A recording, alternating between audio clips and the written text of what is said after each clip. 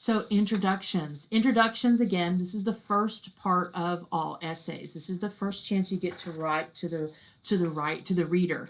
In a short essay, it's one paragraph, and it starts off with a hook or an attention getter, something to get your audience's attention. So obviously you need to know who your audience is, because how do you know how to get their attention if you really don't know who they are? So understanding that is really important. What can you say to them to get them to continue reading, right? The next level is the biggest part of the introduction, and that's background information.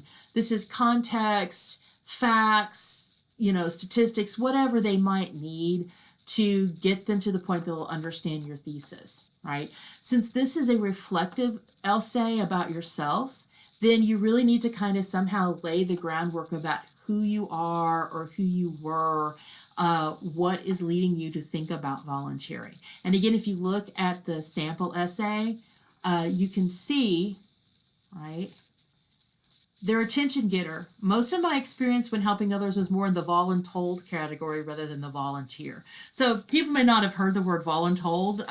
That is a real word people use.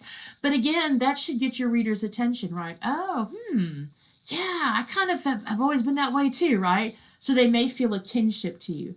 Then the next thing is that person, Mr. Doe here, actually then kind of gives us some idea about how he was voluntold, right?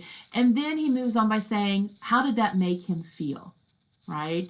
So he said he was never really inspired to volunteer, and only got involved in this next thing that he's going to talk about when he was really trying to find a resume builder. He needed to put it on there to help improve his chances of getting into college. And then what we're going to see here at the end is his thesis, which says what actually happened to him was much more important than getting a higher score in his college app, right? So this is very basic. There's not a lot here. Your introduction can be much larger than this, right? But this is a short essay, and I think you'll see that this kind of sets it up well, right? Obviously, he wasn't someone who volunteered because he felt the need inside of him. He then did it just to get college, but boy, now he has a very different understanding of that. And so he's going to tell us about what he did to volunteer. So your essay can very much be, what can you do and why should you do it, right? So that's your basic introduction. So for, I'm sorry, there's this North Carolina handout on introductions that I like to give a link to.